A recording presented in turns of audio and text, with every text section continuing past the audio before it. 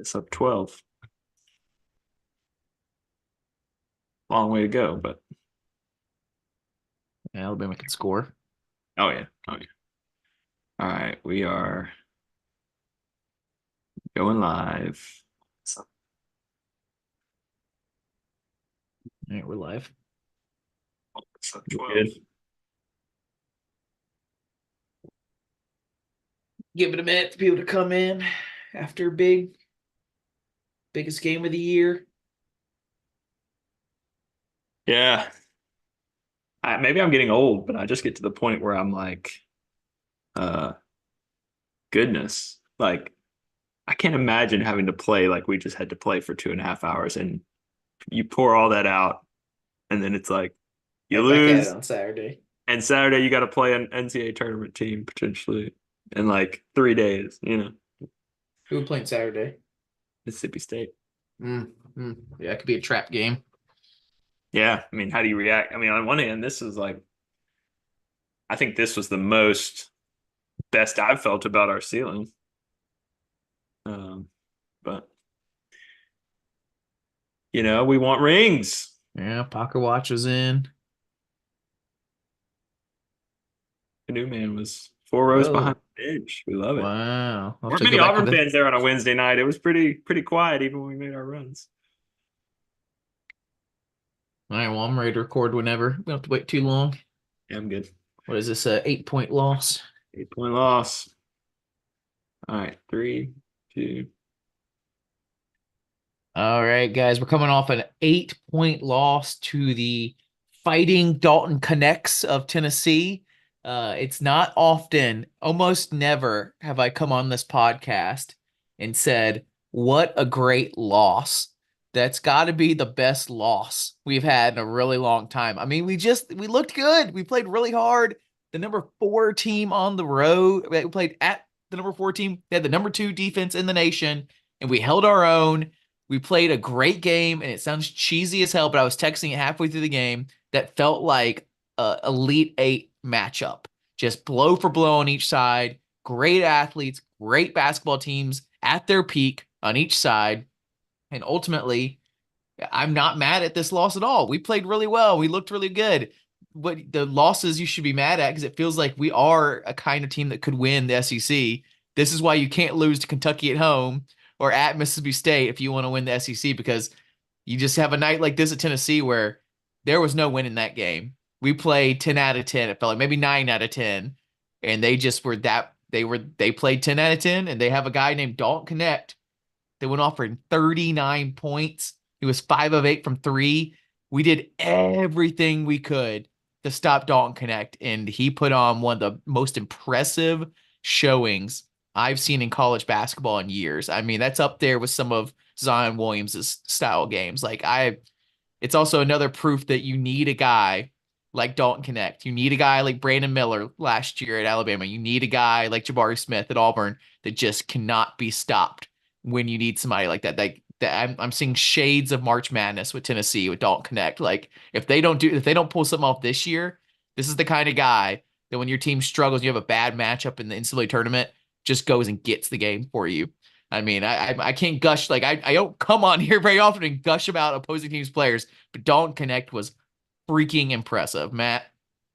Yeah, we don't like Tennessee either. This is a big rivalry for us, and Auburn continues to just play really well in this matchup. I mean, it's frustrating not to win it.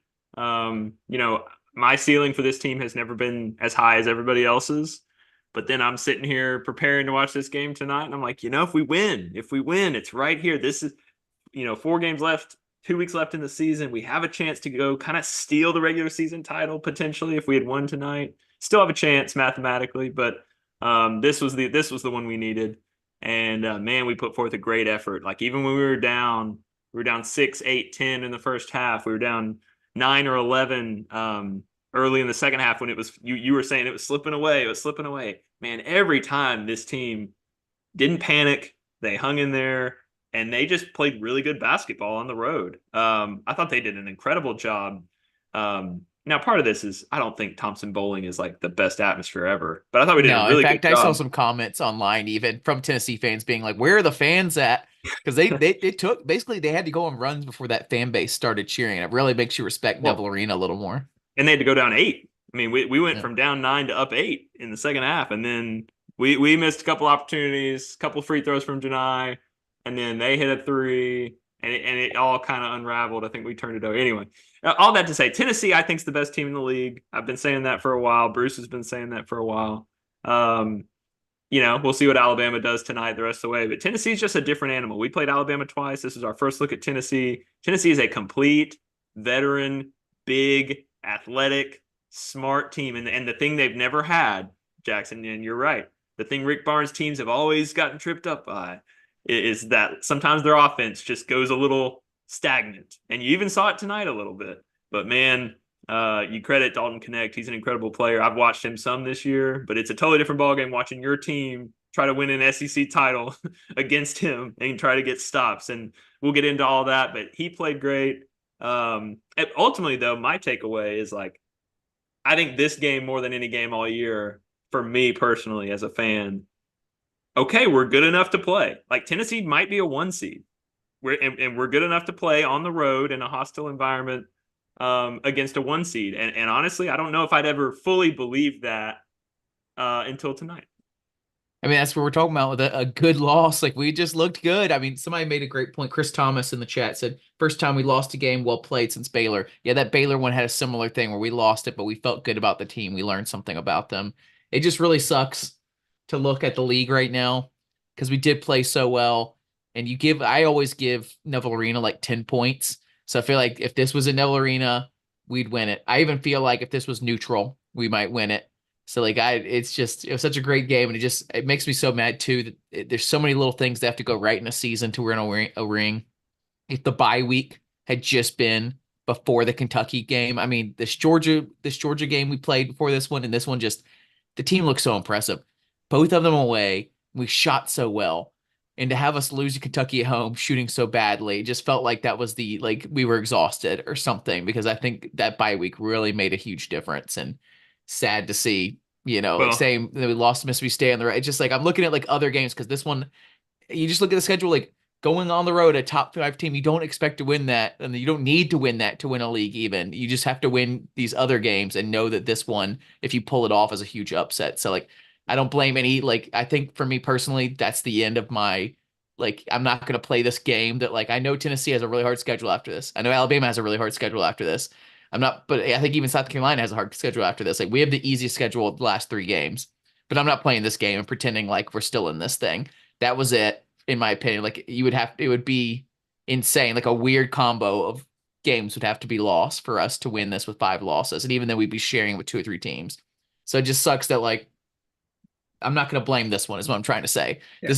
We didn't need this one to win the SEC. We needed previous games to win the Yeah, SEC. yeah, that's fair. I think it's a good example of, people were kind of making fun of me for like still think, I mean, like even earlier in the conference season, it's like, well, we're not ring chasing anymore. Like, yeah, we are. Yeah, and tonight's the reason why, because you still have these opportunities. You're right. Tonight would have swung back one of those ones we kind of let go of. But if you zoom out a little bit, Tennessee and Auburn have had this weird thing. Like Auburn was 7-2 in their last 9. The 2 losses were like by, I don't know, 8 total points in Knoxville. We've really had their number. We've had some huge wins over them tonight. I was already thinking about texting you, like, is this the biggest one? Like this would have been a huge, huge statement in the rivalry, and we almost did it.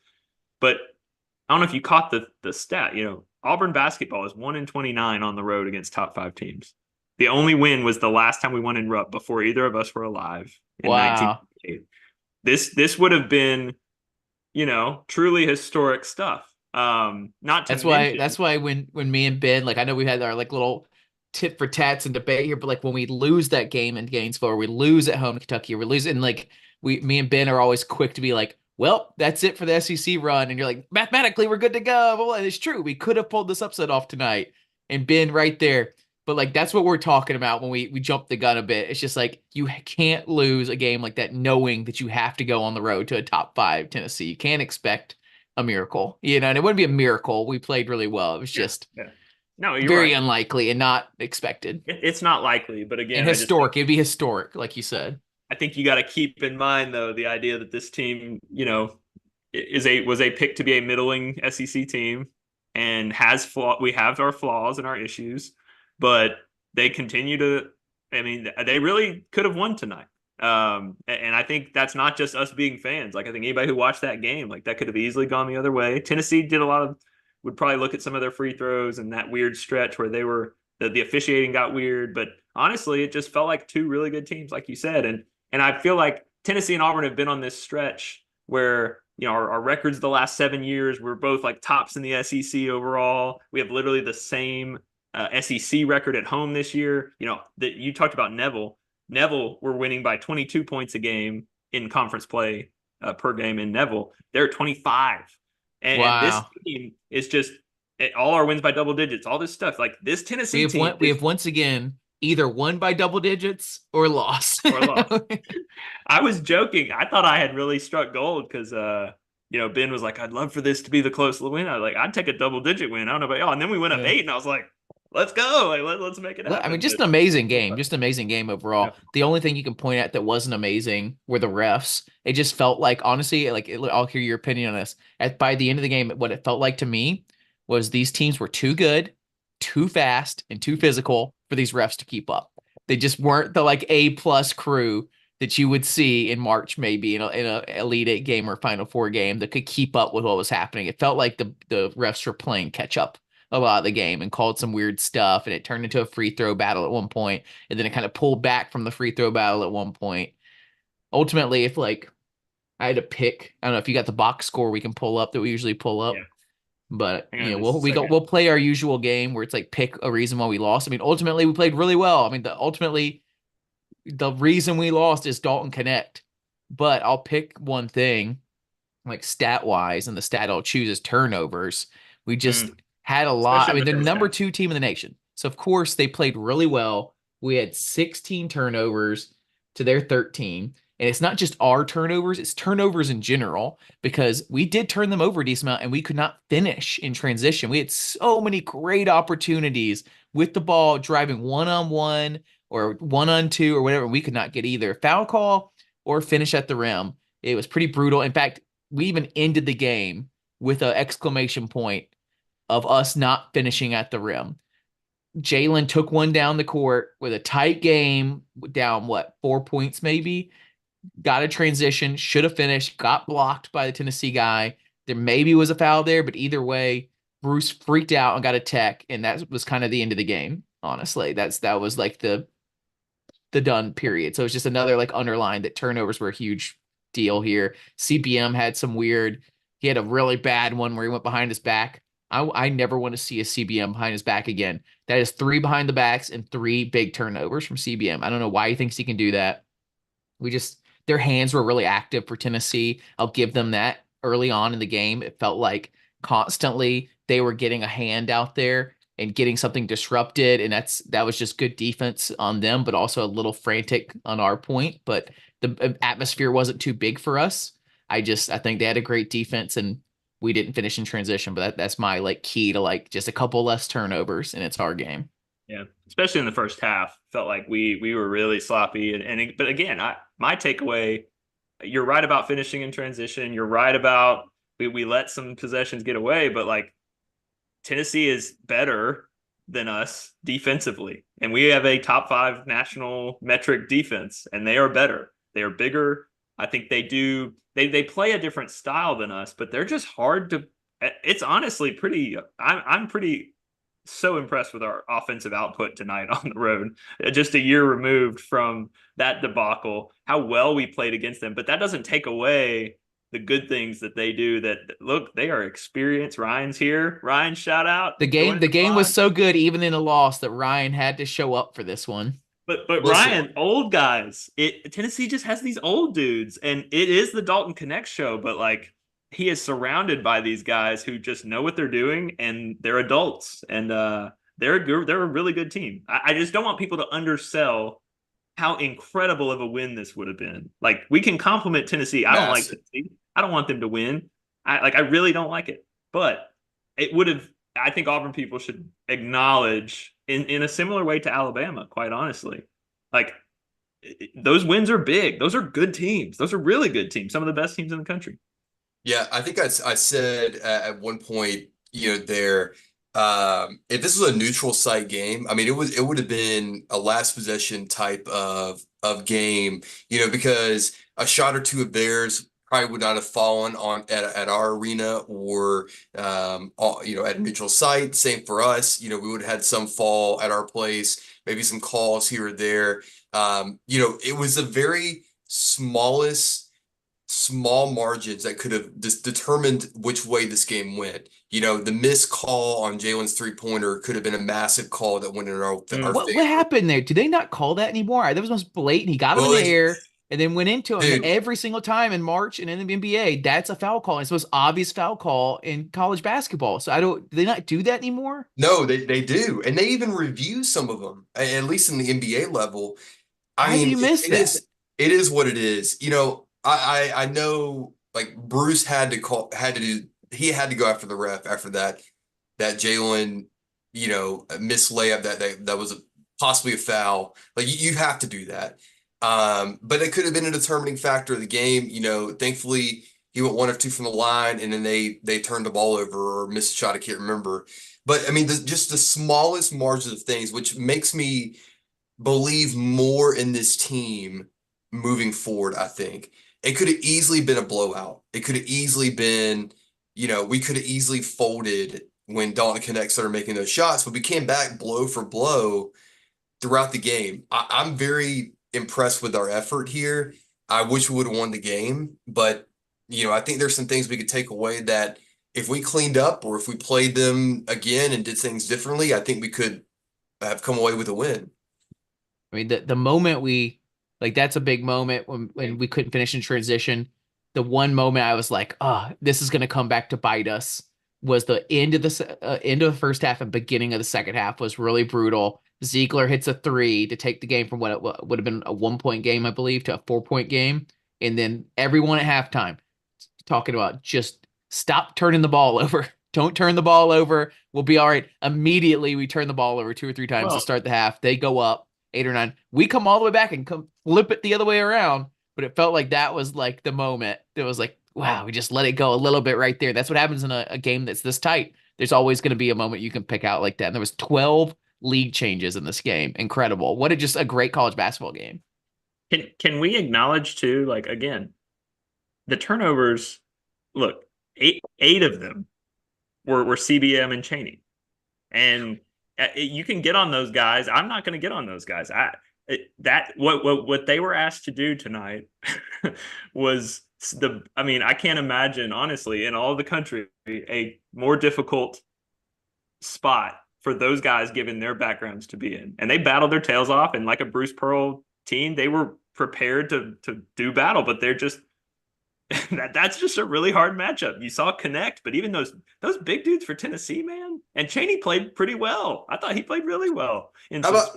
how about Lior? I mean, Leor played great, yeah. I Lior, swear they were like CBM's playing so badly and Leor's playing well. Let's keep them going. So I might be yeah, he another where you was hear later on that even CBM like says leave him in or whatever. But yeah, man, shout out to Leor. Great he couple was possessions he there. was matching up very well against Connect. I mean, and then I think I texted our group when we switched to that zone in two possessions, we Connect hit that three-pointer, and I immediately thought in my mind, we gave him a good look. Here we go. Yep. And it was immediately that point that he started going off. And then they had some great sets of getting him and Janai matched up one on one and clearing it. I mean, it was a literal Well, NBA set. well, they did once, and then first of all, everybody's going to focus on the zone. I don't like the zone call. You didn't like the zone call, but if we're going to play zone, at least execute. And we failed We twice at didn't we didn't any executing. we didn't execute any of those zone I know, I possessions know, at and I don't all. love our zone ever. I think it's a good changeup, but I get it. I I get never it. love it. But I my get why point you do was, it.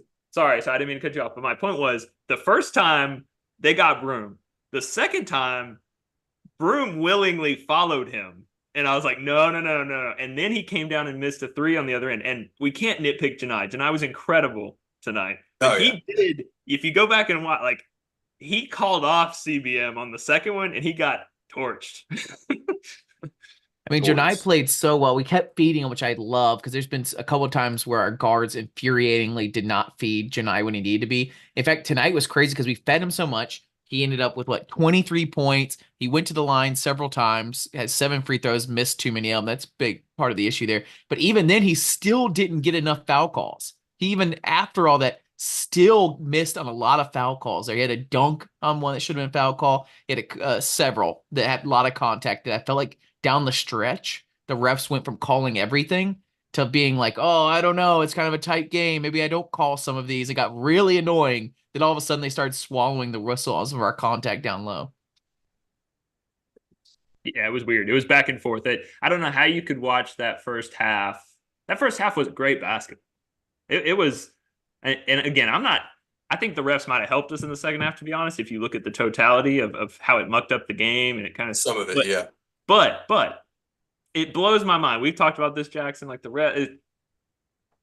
I don't know. I would lose my mind as a coach to watch that physical of a basketball game in the first half, and then to come out and have both teams in the bonus with 15 minutes left in the second half. Like calling touch fouls. And Jimmy Dykes is a great analyst, I think. And he was calling out how physical every possession people are getting bumped. That's how that game is supposed to be played, and it blows my mind that it turned that hard. And like you said, the last 5 minutes, it kind of went back to the way it was in the first half. It's crazy. Like I said early on, like I feel like this game was too good, too fast, too strong, too physical for these refs to keep up. And I blame it on the fact that they put a crew that wasn't good enough for how good these teams are, really. And maybe that's just college basketball refs. I don't know.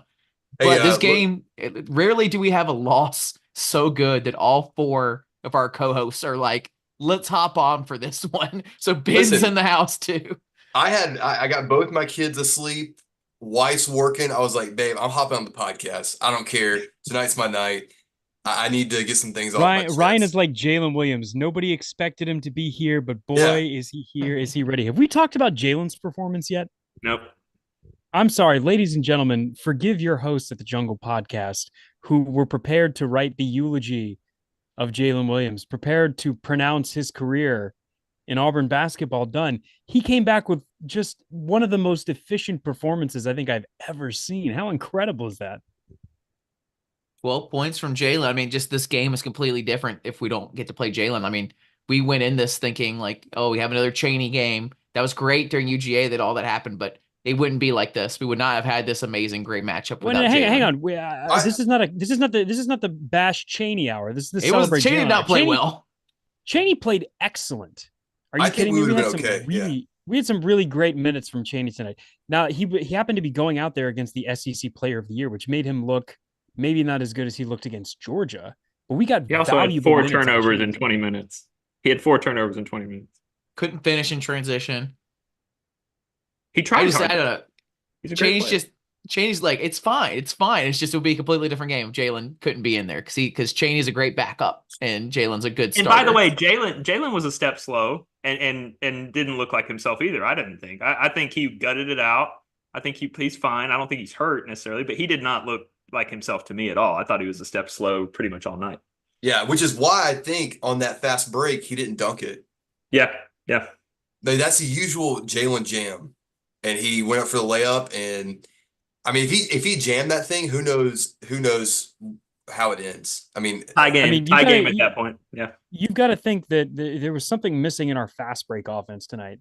I know that there's a lot of things that we could throw around as what was the key stat for this game, but our fast break game was not there. I mean, we had Trey Donaldson with an open look at the basket that decided to pass the ball off to a trailing Katie Johnson. We need Ben Young analysis on Trey Donaldson because what's going on? Man, whoever we put on the bench at point guard turns into a bench player at point guard, apparently. Well, listen, this is why we see that Bruce Pearl does not like to tinker with his lineups because it just has a ripple effect throughout the whole thing. Trey Donaldson was the leader and the maestro of the most efficient second unit in the nation. And then injuries and other rotation issues forced us to change that. We decided to take Aiden back out of the starting lineup. And it's just had a ripple effect. I mean, when you're out there with a group of guys, we've had 10 or 15 games to get into a rhythm, and now that's completely reversed and you're starting and then you're not starting again. You can tell that the momentum is not there. I mean, Trey Donaldson was expecting a trailing Lior Berman in the corner for 3, and instead Lior was trailing to try and get a layup there. the only thing that you contribute that to is those guys aren't on the floor together a ton. There's a But they were for miscommunication. that whole stretch. They were together, like you said. Like, well, actually, you're right. Leor wasn't usually in on that point. Hey, at least And there's no throughout, Chris Moore throughout the minutes season. anymore. Yeah, Chris Moore's out of the rotation, so we're down to 10. Hallelujah. Leor just playing so Praise well. be. He's not Chris Moore out of the game, you know.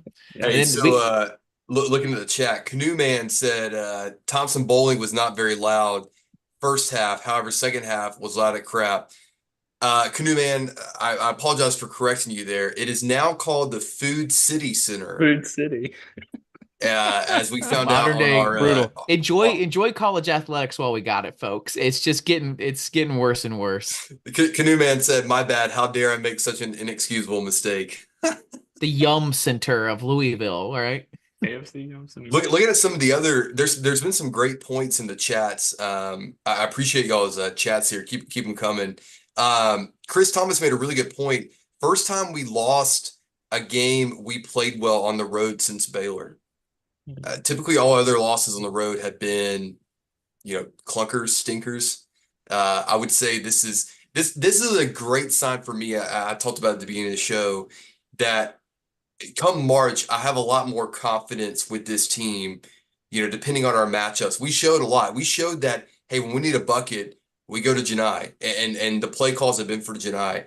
I'm also curious to hear y'all's thoughts on this. In the second half, when we shorten our bench a little bit, what are your feelings about the bench moving forward in these type of games where the game's close, where not a lot of mistakes need to be made? Who are those guys on the court? You saw Dylan Carwell only had 7 minutes tonight, or 7 minutes tonight. He had 3 quick fouls. Didn't play. Did he play second half? Yeah, I was literally about to minutes. literally about to bring up Cardwell when you brought up bench, because it sucks because he gave some really solid minutes and actually scored a decent amount in some of these like low level SEC games. He's like, I assumed what would happen in these elite matchups is that he'd be great against G5 teams. He's like better. He would be a starter on a G5 team against lower level P5 teams. He's been good, great defense, maybe found some points against these elite ones. I thought for sure his defense would still stay. He would still be really good on defense. And I don't know in these elite ones if he can even You didn't hold think it he that well on was? defense. I thought he was fine. He just had 3 fouls at the beginning of the second half, and Janai was playing. Janai had 0 fouls, guys. Janai played 33 minutes. We needed without a Janai. foul. We needed his offensive production to stay in this game. I mean, there was, Yeah. It is what it is. Like, I think you're going to see that happen come March when I think against you're not going to see much Dylan Cardwell. I think against our best, the best teams we played, this one, Alabama, Kentucky, he's fouled a lot on defense, and he's been out of the games early because he's just not as fast and as good against these really good P5 teams. And he's become I think he's better than that. I think he's better than just a foul collector against great teams. So it's a little disappointing in the good ones that he's been like that, especially when he's played so well in these other ones. But I'm not here to like bash Cardwell. Like, you're right. Broom got to play a ton because his offense was so good. I just thought he'd play a little bit more, maybe 2 more rotations. Yeah. Ryan's question about the bench, though. I mean, this continues to prove. I mean, yeah, we shortened it a little bit. We kept Janai on the floor, but like we're playing 10, and I feel great about our 10 still. But the thing, and I just sound like a broken record, but I still feel like we have this cavernous hole at the 3 on the defensive end on the ball, and this was the worst matchup. We know that, it's just bad. We don't have an answer for that on this roster. Not that there's a good answer for Connect anyway, but CBM was gassed, and this was 30 minutes of high level basketball.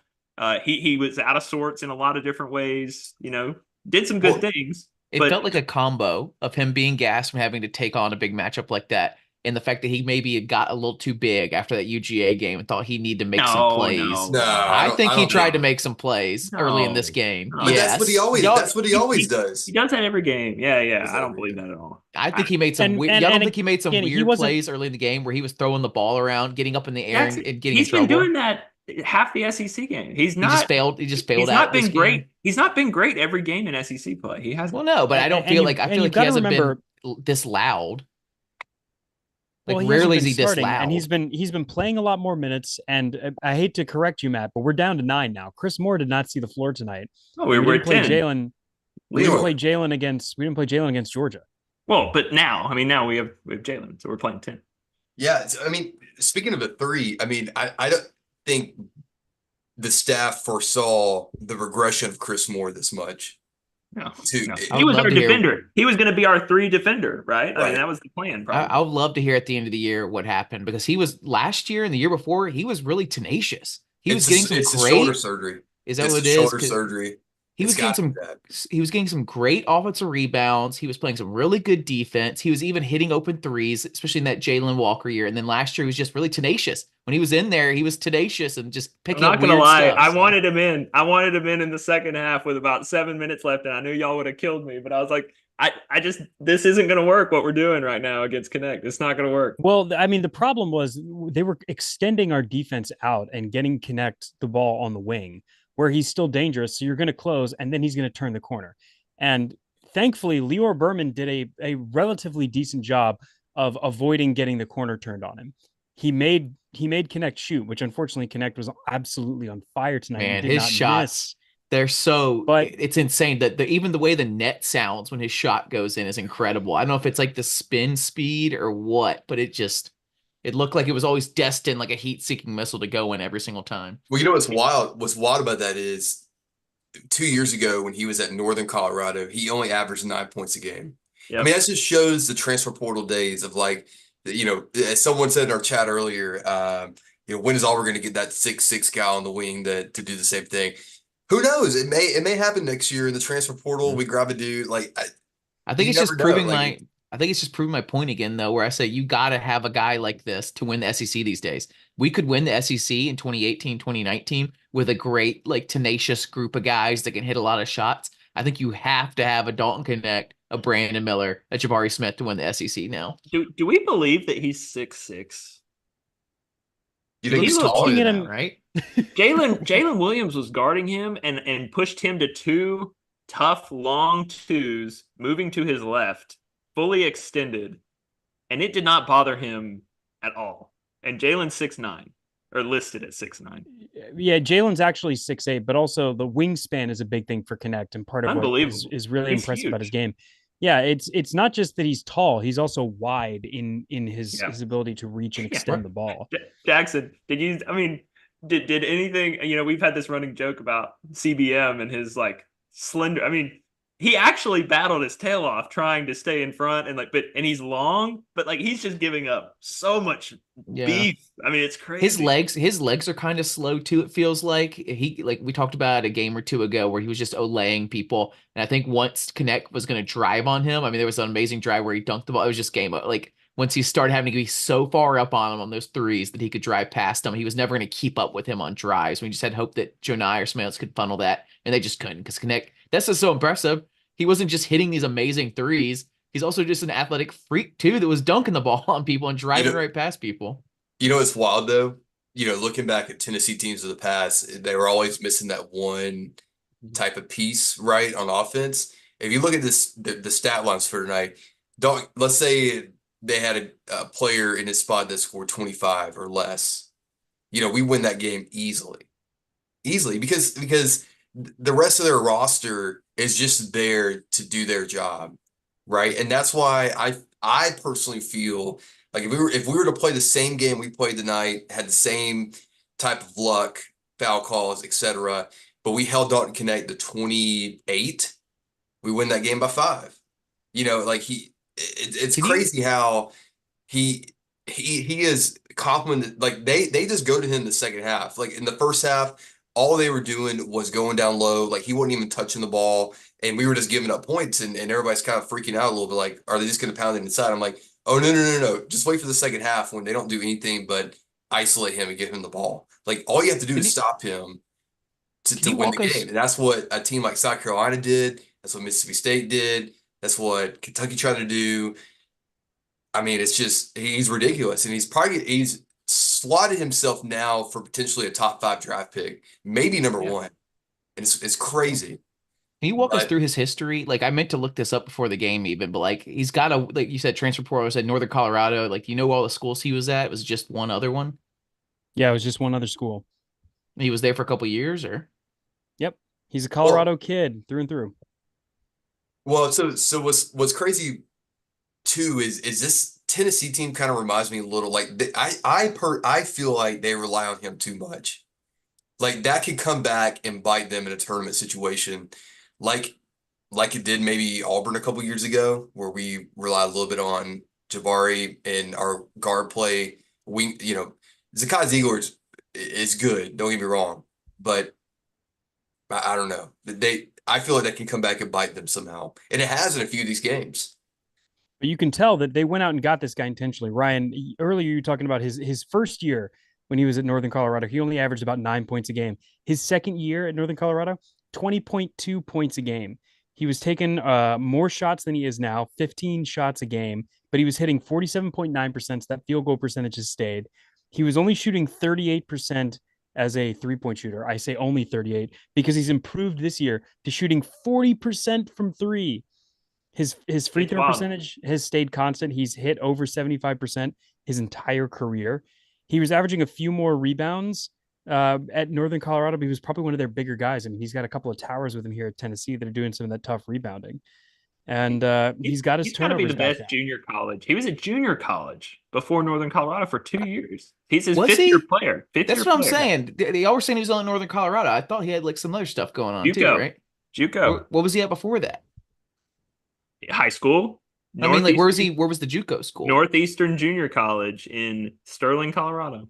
Crazy. And then here's the schools he was playing with in the Big Sky at Northern Colorado. Because I was trying to figure that out too. I was just like, what is Northern Colorado? Like, because sometimes these schools can be, there are some small good ones.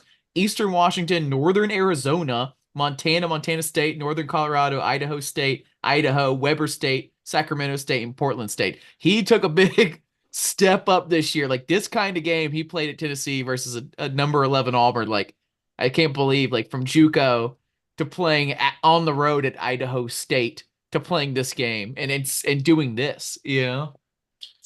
I mean, look, Hey, you look at a guy like Chad Baker Mazara who's experiencing a similar step up. Chad Baker Mazara in any other game is looked at as a player who's made an incredible leap. He just happened to run into the best player in the league this year, possibly the best player in America. I don't know. We'll see. We'll see what the votes come down to at the end of the year. But I mean, that's the great thing about basketball. If you can shoot, if you can create a shot, and if you can play fundamental defense, that translates regardless of the level that you're at. And particularly when you've got a great coach like Bruce Pearl or Rick Barnes that can get you ready for that next level of competition, it's not as big a step up as you think. uh, looking at some of the message in the chat, Crawdaddy said, honestly, just not sold on the conference. This UT team lost South Carolina and Alabama, got beat by Ohio State and Clemson non-con. Does that make Florida and Kentucky the teams to watch in March? Kentucky might be. I mean, they're really turning it on. So they beat us at home and then beat Alabama, scoring like 117. So Kentucky definitely could be turning the corner. I don't know about Florida, but They also Florida's lost to interesting. LSU. I think Florida's oh, the they top did. six, Oh, the top six are good. I don't know why we would. Now look, the tournament will bear that out, and we'll see how many SEC teams win advance a round or two. But Tennessee beat Alabama, by the way, at home, I believe. Yeah, by And like 40. they did lose to South Carolina at home, like we lost to Kentucky at home. I mean, I don't know how you can watch, if you've watched Tennessee at all. They're good. I don't know. I don't know what to tell you. And Ryan's right. They have kind of, I don't think it's been intentional because this is not Rick Barnes' style we've seen for a long time. But Connect is so good. And you saw it. Like Jackson made a good point about Janai. Like tonight was the most I've seen our players clued in to the fact that, oh yeah, and Ben 20 assists on 27 made shots tonight for us. I mean, it was a great offensive performance on the road. But Connect is so good that you kind of saw it when he got in foul trouble in the first half, and you wonder, obviously, you risk injury when you have one guy like that. If he gets hurt, what happens? Or foul trouble, or he has a bad shooting night, which doesn't seem to happen very often with him because he's so good at every level. But it'll be interesting. If Tennessee doesn't do it with this team, and they've never made a Final Four, their only Elite Eight was with Bruce. So like they've made one Elite Eight ever. So all I'm saying is if Tennessee doesn't make the Elite Eight, they've got some. They're gonna go play Alabama next and freaking lose and make us so angry. For sure. Connect's gonna have like 7 points. For sure. I mean, we all know it's gonna happen. I couldn't believe. I thought this would be definitely his career high or season high tonight. He scored 39 against Florida, and the game before that, he scored 36 against Georgia. That's 37 crazy. Against North Carolina earlier this year. Like this is not. He's been doing it all year, man. He's been doing it all year. I'm surprised. I heard his name. I've heard his name, but everybody's talking about Zach Edey at Purdue. Like Dalton Connect's got to be up there. Like I don't know what the equivalent, like what the player is. It Naismith? Is that it? The one for college? Like I don't know if there's like a top 3 or if it's just one, but he needs to be up there. Yeah. Here's a wild. Go ahead. Here's a wild stat tonight. In the final 12 minutes of the game, Dalton Connect scored 25 points. Auburn scored 21. Yep. Wow. And honestly, that's what's crazy. I was going to say that we had done a good job on him for 3/4 of this game. We really had. We had mixed it up. We had kind of forced the ball out of his hands at time, and then he got hot. And I honestly thought we adjusted fairly well. I mean, you could argue with the zone thing, but like we forced some turnovers, forced the ball out of his hand a few possessions. He threw up a brick, which KD. We haven't talked about KD Johnson yet. He was awesome tonight. And he should have played more, in my opinion. And he forced Connect into that ugly 3, and then CBM decided to not move because he was probably exhausted and didn't box out. And Vescovi, that was the backbreaker because we actually got a stop, and I think it was a 4 or 6 point game at that point. And that was so many when you have a 12 different lead changes. There's so many little moments you want to pick at. We also haven't talked about. I know we've already talked about Janai Broome several times. How about the fact that they were doing this because CBM, but double teaming and triple teaming Janai. And he had like early on, he struggled a bit with that, but then he figured out he could pass out of that and we hit some shots out of it. Just really interesting. I'll be curious. I mean, I'm not super big on our guards right now. We hope that last game was Aiden's coming out party. He was fine this game. Trey was really disappointing. KD's defense was really good, but he couldn't finish in transition. Denver was good. Like he even had a good layup I liked, but just overall, I think teams are like, yeah, beat us with your guards, beat us shooting. We'll take that over doing what Jonai's doing, which is just, I think when Jonai's gone, we're going to be so like, we're not going to see another guy like him for a long time. They just don't build him like Jonai anymore. And he's hitting threes now, and now they're double teaming him. So I'll be curious to see if every team from now on double teams Janai. Why not? Right? Like I loved it. Honestly, I think that helps our guards. I think that helps everything flow better. Like Janai is, I mean, he led us in points, rebounds, and assists tonight. He clearly has shown, I mean, he'll get a little loose with the ball, but it's hard to ask for anything else than what you got from him. And if people want to double, Kentucky they mentioned it on the broadcast, Kentucky doubled in a little bit of a unique way that gave him some trouble. But, now he's seen that. So I think if you're Auburn, you're like, okay, like if you want to double and give guys open looks, I mean, somebody mentioned we hit 14 threes at Georgia and hit 9 threes on the road tonight. Like that's good numbers away from Neville, and that's what we're going to 40% and 55% in our last 2 games. All the games after we got 2 more at home, and then it's all away from Neville. So that's really, if you're looking for so annoying that we didn't get that bye week before the Kentucky game. Just feels like we went into that one tired, and now we're shooting well post bye week. Yeah, I don't know if tired is the word. I don't know. We just didn't make anything. I mean, Josh Lindsay in the chat says, do you all think the regular season championship is more important than March Madness? We've said it many, many times on the podcast. I think everyone's in agreement on here. We all want the regular season SEC more than anything. It just proves out how good your team really is over 30 games, while March Madness, both the SEC championship tournament and March Madness itself, can be the best teams usually do well, but there's a lot of luck in there too. Winning the regular season championship and competing for it year over year is a mark of a great program. And after last year, when I think by the beginning of February, we were settling for, can we get into that top 4 seed range in the SEC tournament? It's nice to still have had a shot this late. And realistically speaking, again, we don't not have a shot. I'm going to join the Matt wagon here and say, look, We go 3-1 over these last games. Anything could happen. Tennessee has 4 ranked opponents in a row. Alabama still has to deal with Tennessee and go to Gainesville. And by the way, Alabama's down 3 at halftime. We'll see. We'll see if this take They holds were up the down same way that my 15. Jalen's not going to play. I know Alabama's going to win, but if Alabama were to lose tonight, that there is a fairly clear path to it, the possibility. I'm not unless there's like on the last game. I'm not thinking about it until that last game, which I know Ben will. I think Matt will be in attendance, right? Yeah, I will. It costs us the same, Jackson. I don't know why you can't just do the math and consider it as an option.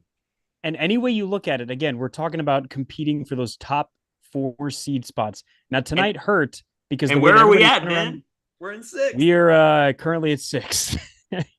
We warned you. We warned you when we were talking to Volin out earlier this week that we could finish anywhere from 1st to 7th. If the wheels really fall off, Auburn could be pretty far out of it. And as of this podcast, not when it releases, but if you're live with us here on YouTube, you get the hottest takes, the freshest bits.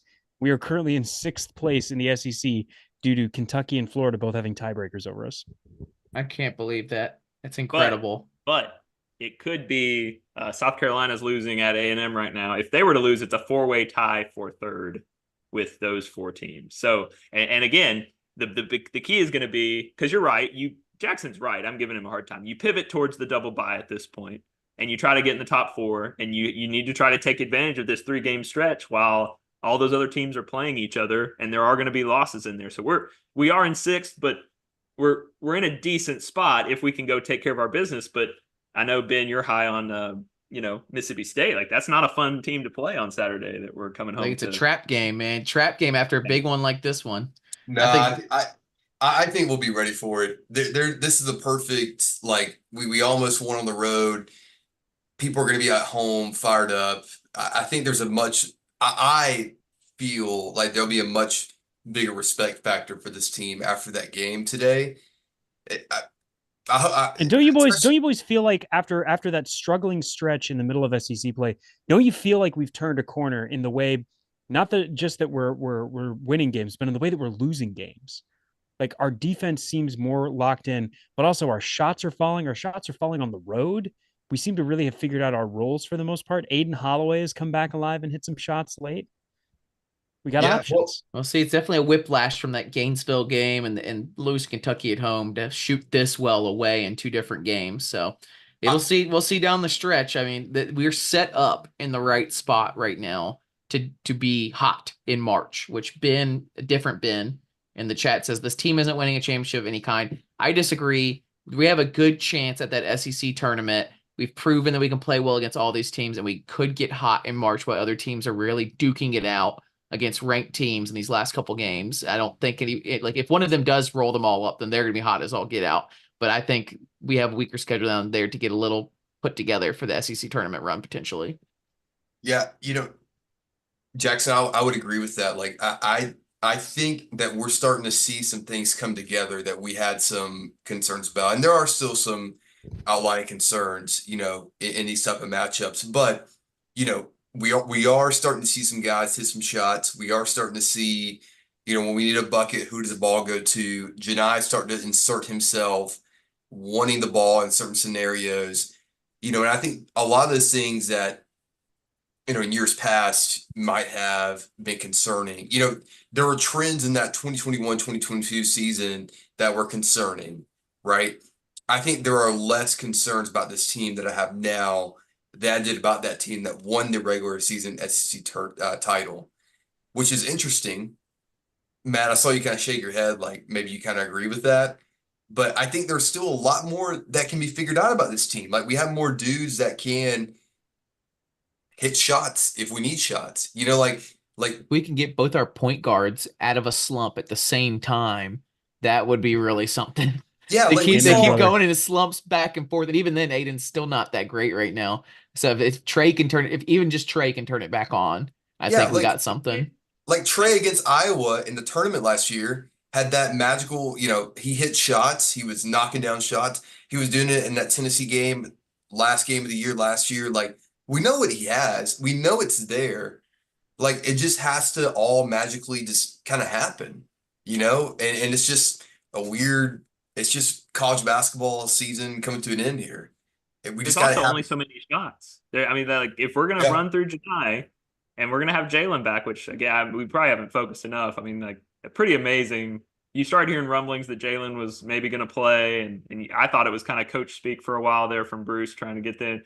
Great to see him play 20 minutes, and I didn't think he was 100% himself. He just didn't look quite right, but he was able to compete in this game, which this is one of the toughest games of the year. So, I mean, that's a huge dodge bullet not just because Jalen's a good player, but I'm just pretty insistent on the fact that we need 5, 6, 7 scorers. And that's the difference. The difference is this team has shown, you mentioned Trey. We've seen it from Trey. We've seen it from Aiden. I know we pretend that we haven't. It's been a while, but we've seen Aiden have that potential. I think Denver quietly is turning into a really good two-way player that is playing his role perfectly. I think KD continues to come on. I think we could have used more Played some more KD. backup point tonight, by the way. Yeah, like I think there are a lot of good things, and there's a reason the metrics love this team. And at some point, this team's gonna have to win close games against good teams, right? The metrics don't matter if you don't yeah, win. But you're right. The clay is really it's been good, and it's been better than I expected it to be this year. And we talked before you guys came on. Just for me, the story is like this game more than any to me solidified. Oh, like our ceiling is up there. Like our ceiling yeah. is actually there, and I've been very slow to kind of believe that. But if we can go hang against this Tennessee team in that building, hey, well, let's take our shots in March. Yeah, especially with like, you see the progression of Chaney's game, right? Like the past Yeah, few games. yeah, He's had some moves, some shots that are like, oh, all right, well, yeah. it's he's getting more comfortable. It's like That those type of turnaround things jumper tonight. Ooh. Oh, yeah, I mean it's beautiful. I mean those type of things that are like you look for trends and for players that you hope will show up, and then they're starting to show up a little bit, and you're like, okay, well, look, where is that going to be come March? 9th, 10th, 11th, or 14th, 15th when we're in the SEC tournament. Like, where is that going to show up at? And I think you're starting to see some of those things. It just like it has to be at the right time for it. And as much as we wanted to win this game tonight, I think we saw some positives and we missed an opportunity. I think Bruce in his interview right now was very disappointed in missing this opportunity from what I'm reading. And he was very disappointed in the amount of turnovers we had the first half, the amount of missed assignments we had on defense. It sounds like a lot of stuff that we're going to take back and work on. Yeah, I know the Pearls want this game more than anyone. So some things have to be adjusted there, but the clay is there, as you say, Matt, and only can be. We'll see what happens. We got to win the rest. I think we got to win the rest of the way out. Honestly, we can't afford a Man, loss here. I mean, I just had this realization. We lost at Alabama, which was a tough one just because we screwed it up at the end of the first half. And we've lost at Tennessee close. We lost to Kentucky at home. I guess we beat Alabama at home too, and then we beat South Carolina. So it just feels like we lost a little more than we should have against the best teams in this league. Like we had our shots, like should have just win at home against Kentucky, we're Gucci. Win away at Alabama, we're Gucci. We had our shots. We just didn't. We well, didn't do them. We didn't get them. Arkansas and A&M ended up not being preseason top 3 like we thought, and those wins, all of a sudden aren't good. Even though at the time going to Arkansas and winning by 30 was pretty cool, and beating A&M, a team who had given us a hard time, was good as well. So the schedule did not do us any favors, and this shows in our quad one. If you go through our quad one games, most of them have been on the road or away from Neville, and the one we let slip away was Kentucky. And you're right that's the rough one. But really, it was that in Alabama are only 2 home quad one opportunities. So everything else has been away from home, and that we should have maybe. I think you're right. If you steal the Alabama game or you steal this game, and you're all of a sudden the crazy thing, everybody's talking about how if we won this game, right, and if Alabama were to we're in first place, like that's what's wild about everything. So it's hard to look back at all the stuff, retroactively. Miss, that's how it is when you're in the race, It's little things here and there. So the double bye is really important. If we're pivoting, we talk about the 3 seasons and the 3 championship opportunities. We did it when we won the SEC tournament, but Ben's been on record, and accurately so, that we have been horrific in the SEC tournament, except for that first year with Bruce when we went on the magical run out of nowhere, and when we won it with Jared and Bryce and Chuma. Other than that, it is bad. And I don't want any part of having to play 4 games in 4 days in this league. You want to get the double bye. We pretty much control our way into that, even though we're 6th right now. But it does. I mean, I think Ryan's right. I think we need to win these 3. Who's in the next couple? It's Mississippi State at home, Missouri on the road, and then Georgia at home. All right, 3 very winnable games. Just I don't know. Bruce is a master motivator, so I know there's letdown potential for sure at home against Mississippi State. I think they're on the bubble for the NCAA also, right? So they might be fighting for their lives to get that kind of win to get them in. Yep. But I don't know. There's very few times that I feel like Bruce doesn't get the guys up for the games. Maybe that game in Gainesville this year was a tough one, but I think he'll have them up for it. And then Missouri looks like a YMCA team. They look terrible. They have not won an SEC game all year, and they just physically don't even look like a team that could win an SEC game. And then Georgia at home, they'll try to upset us, but, you know, we saw what we did to them away, and it'll be our last home game. We might have something on the line. You never know. Missouri almost messed around and beat Florida tonight on the road in Gainesville. So it's just every night we're going to have to play well. And there's not, you're right, Mississippi State's going to be fighting for their life. Mike White has given Bruce trouble, and he's coming in. I mean, you would think Georgia at home on senior night would be good, but it's all about how we handle this. And are we really peaking? And I think we put a lot into this game, right? Mm-hmm. And that's what makes you worried about the next one. And I also want to say before I forget, I think my second biggest takeaway, I don't know what you guys thought. This was the most composed, level-headed, up for the title fight attitude from our squad that I've seen, because we're always on that edge and so tightly wound, and it feels like when things go bad, they go really bad for us. Like everybody starts whining, and everybody's, we talk a lot to each other, and we, like our players do, and I don't know. I just sensed a calm and a confidence and a belief tonight from the beginning, even when it wasn't going great. And I really, really like that. And I think we brag about Bruce all the time, but just unbelievable job, I think, with the game plan and getting our guys, giving ourselves a chance to pull this kind of like historical championship. This would have been, I think, Jackson, the reason you felt like this about the lot, this would have been the most like championship winning game in the Bruce Pearl tenure. Because in 2018, we were just kind of hanging on, right, with injuries and stuff. And then with Jabari and Walker, it was kind of the same thing. This would have been like, we're going and taking something from the first place team in their building, in their gym. Even when we did it in 18, it was the first game of the conference season. It wasn't this. So I just want to give it felt mature. Like we were looking for like, there was not like, I didn't feel like we really missed the opportunities. We played really well. They just played just a step better. I don't feel like we screwed it up or anything. It's really tough to win away in Knoxville against a top 5 team. And they have a guy that's just absolutely amazing. We guarded really well at times, and he just shot the ball right in our face or drove right by some good defenders. And like, what are you going to do about it? He's just that good. So you're right. They looked solid out there. They looked composed, which was a big deal on the road. We've had some times where people do not look composed up there. And we like to avalanche teams, Bruce Pearl teams. We like to play really physical and up on them and get everything running really quickly. And then we can either blow a team out, or if they stonewall us and they just go right past us, we can kind of collapse a bit. We didn't do that either way here. So we just kind of went pound for pound with them, played a lot of half court, which is really interesting, which has not been our thing in the past, but with Jonai playing as well as he is, maybe we keep playing that. I was really impressed with the nonverbals. I thought tonight were excellent. Even at the end, like we took maybe a shot or two there that was iffy. But I mean, overall, you can't. Rarely do I remember in my head bad shots. There was one like KD had that I texted the group. There was a bad shot, but it went in, which is a classic KD move, I don't remember Aiden or Trey really taking any bad ones.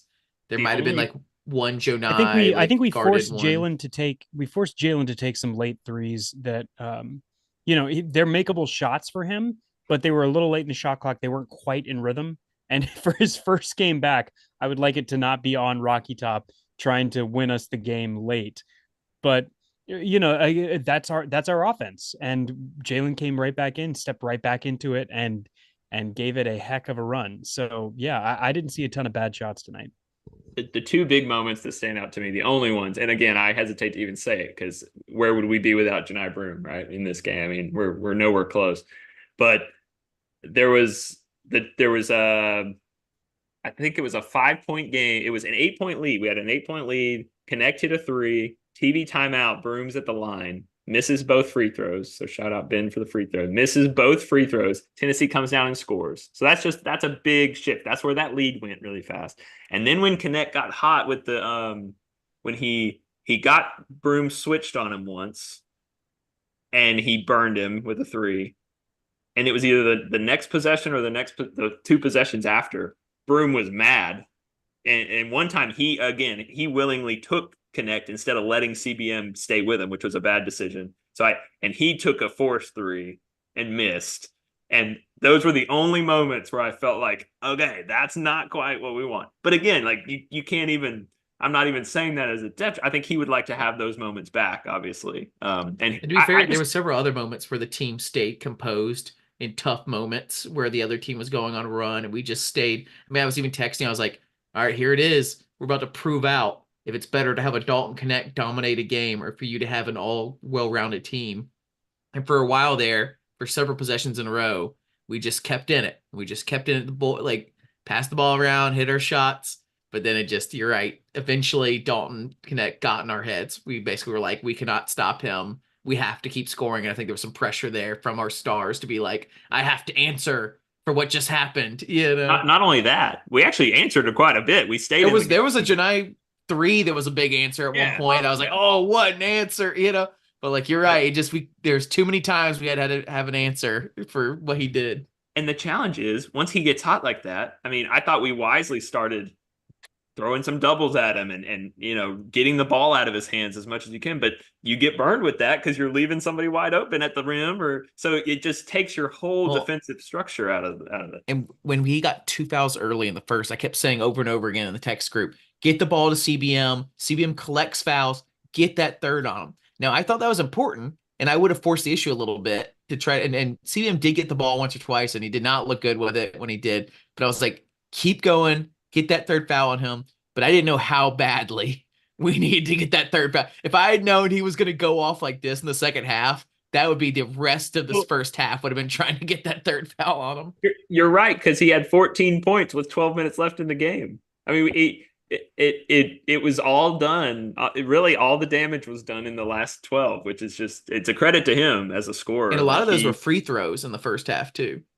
Yeah, exactly. He didn't see the ball go through a lot, which is, to Ryan's point, again, if you're going to call zone, you better execute zone and find number 3.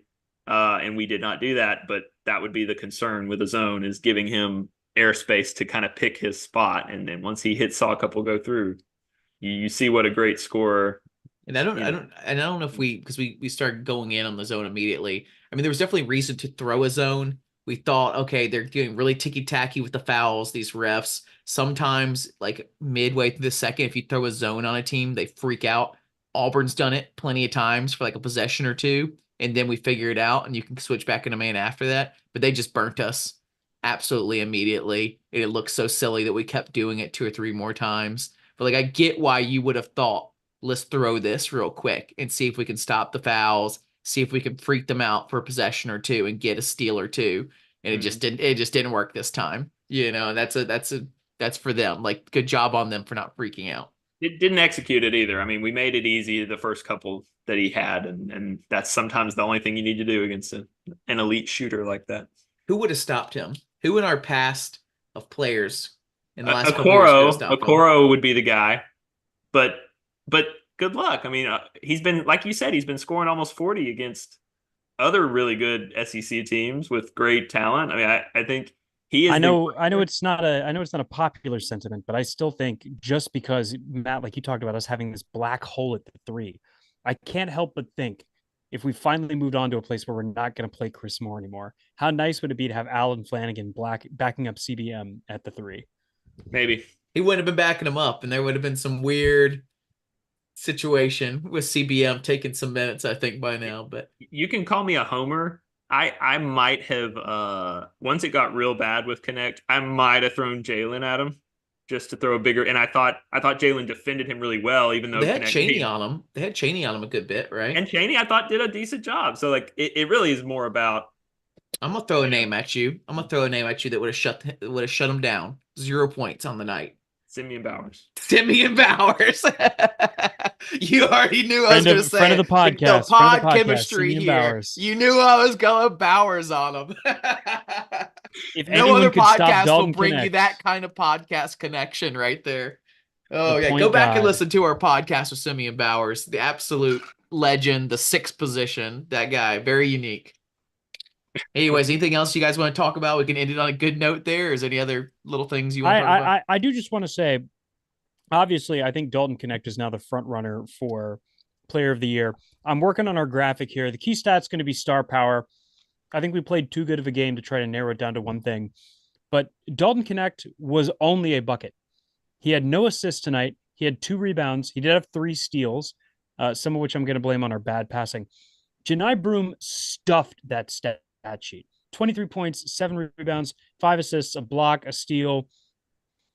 I as an all-around basketball player, Janai Broom had an incredible game tonight, and it's just not going to get talked about enough, and I hate it. Yeah, he's really become a dominant force that we can feed, and luckily the guards are listening and feeding him and getting him good passes. Can we like rewind real quick and remember when we tried to get passes to Austin Wiley and how terrible that was on twofold? We couldn't pass the ball to him, and then he couldn't catch it. Now we're just like casually getting it to this amazing center underneath the basket that has like a plethora of moves, not only on offense to score, then he's got a 3-point shot. Then he's got amazing passes to open teammates when he gets double covered. Like, we haven't seen a guy like this. And sorry, Walker, like I loved your blocks, but Janai's a better center than Walker at this point. You remember first before last year, first game last year, I think our podcast. I mean, this was a low bar, so I'm not trying to brag on myself too much. I was like, he'll be the best post player we've ever had in my life, probably. I mean, like just by being who he was at Morehead State, and to see what it's turned into. And credit goes to him, man. How much better has he gotten last year after he did the mid-major to SEC thing? He struggled at times, and by the end of the year, he was figuring it out. And last year, he was kind of our go-to guy, weirdly, as we were struggling. Oh, early SEC play, when we did the switch of our guards are bad, we got to get him a Janai. Right. So to see him go through the NBA process, choose to come back to Auburn, I'm sure there was some good NIL there for him too. But like, he's just put in a lot of work. He's developed that 3-point shot. I said this earlier. I just want to be clear. He played 33 minutes against Tennessee with no fouls, and played good defensively. Wow. Like not to mention his handles have gotten better too, right? He catches it at like the top of the 3-point line sometimes and still gets it in there, right? He wasn't doing that last year, I don't think. Like, he's confident from shooting the 3-pointer and to drive from the 3-point line. How many times have we been asking our power forwards to do that? And now Janai can do that. Like, it's not like a straight drive. Like, he's doing some moves, but he gets it down in there and scores through contact. And like Ben said, this is not, no offense to other teams, but it's not like Janai did this against, the lower half of the league. Jonas Adu is a great big guy for Tennessee. He's turned into a great offensive player and a shot blocker and rebounder. And Janai, it's the most impressive performance I've seen from Janai Broom in his career, to me. When you consider the moment, the leadership, and who he did it against and how he did it on the road, you just have to hope there's more in that tank, as we move into March. Here's my thing with Janai, and I'll be saying it for years, I feel like, because it's so rare. So many times you see these great college players. This is why we love college, because they come back and they play over 3 or 4 years, and you can cheer them on, and they learn so much, develop so much, hopefully, throughout that time. His one thing he needed to go to the NBA is start hitting threes. What'd he do? He worked his butt off all off season and is now a really good 3-point shooter. He's averaging like 40% plus, right? In SEC play from 3. Incredible for a 5-position guy that's so dominant under the basket. And I'm going to be saying that for years and years. Be like Janai. you had like you're like a good player as your sophomore year, freshman year, whatever, and you just need that one thing, go work on that one thing all off season. That's what Janai did, and he's probably going to get drafted now in the second round somewhere because he's Maybe, gotten that good and that well rounded. So we'll see. maybe. But either way, he's become a great player. So I don't know, like that'll be always my thing is develop that one thing, you know. Yeah, I was distracted. If South Carolina and A&M just traded baskets in the last 15 seconds to determine if South Carolina is going to fall into a four-way tie for third with us here. They're playing in College Station. I sure hope Any so. other thoughts on the No, game? I think we've been rambling about this loss. No one wants to listen to our loss podcast anyways, but True. I had a This good could have time blown our dissecting it. numbers. Our numbers. Thanks for everybody who's been listening. As the season's gotten more intense, our numbers have reflected that. So it's fun to have the chat and have people listening along. And tonight would have really blown it up. Would have been great. All right, guys. Well, one last question for you. Even with a loss, are y'all having fun? Definitely. Jackson, last year the matchup in Knoxville was 43-41. Both of these teams could have beaten those teams and twice on Sundays. I'm having so much fun. Yeah. All right, guys. War Eagle. War Eagle. War Eagle. I guess we could stay live and hear what the South Carolina Texas A&M game does. You know, Yeah. it's not good for audio, but it's good live. 3 seconds left. Man, A&M tied the game. They went too fast. And then South Carolina just went right back down and got a layup with. Wait, Matt, enable screen sharing real quick. I want to show you guys this. How do I do that? Enable. Here we go. There you go.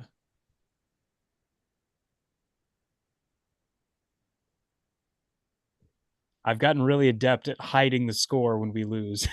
Love it. Good move. Put it in the power strike. Yeah, exactly. Power strike. I'm really sad. I was not a fan of the orange on orange though tonight. It was hurting my eyes a bit to adjust to the two different shades of orange. It was rough, but I hate that we've now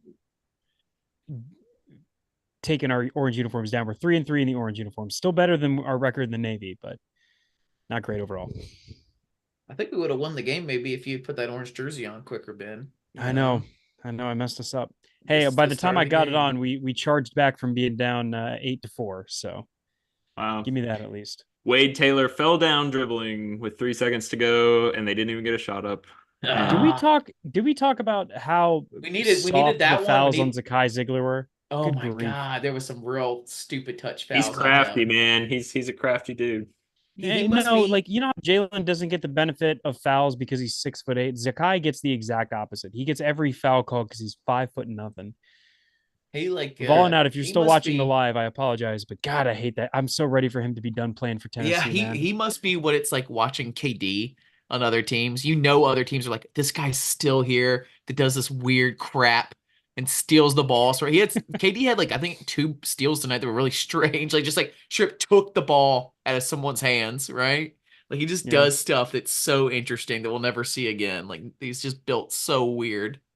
Very frustrating. None of these games this week. I literally sat down and looked at the schedule and I was like, all right, who am I rooting for in these games? For Auburn's, literally every game has gone not the way we wanted it to go so far. And Alabama's up now in Ole Miss. So. And we need them all to beat each other in these top 10 matchups or whatever, top 25 matchups. But we need it's gonna have some weird combination unless some of these other off teams beat one of them, like at Ole Miss. Look, the good news is South Carolina can help us out a lot, and Kentucky can help us out a lot.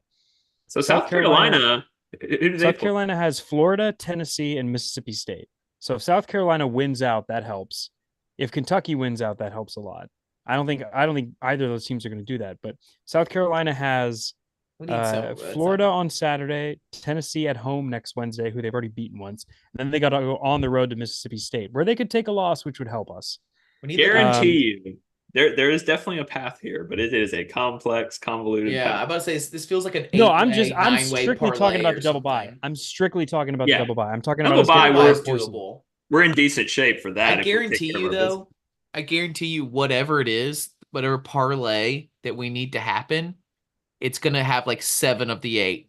Like on the last weekend, it's gonna be like we're relying on some weird like whatever South Well, Carolina's last game is or Alabama's last game or Look, whatever. realistically, The tricky part, Yeah, it'll the come trickiest down. part It'll is going come down to to if Arkansas beats Alabama and we win, we actually end up tying the SEC or something, and it's just not going to happen. no, you it's know? it's not going to work like that.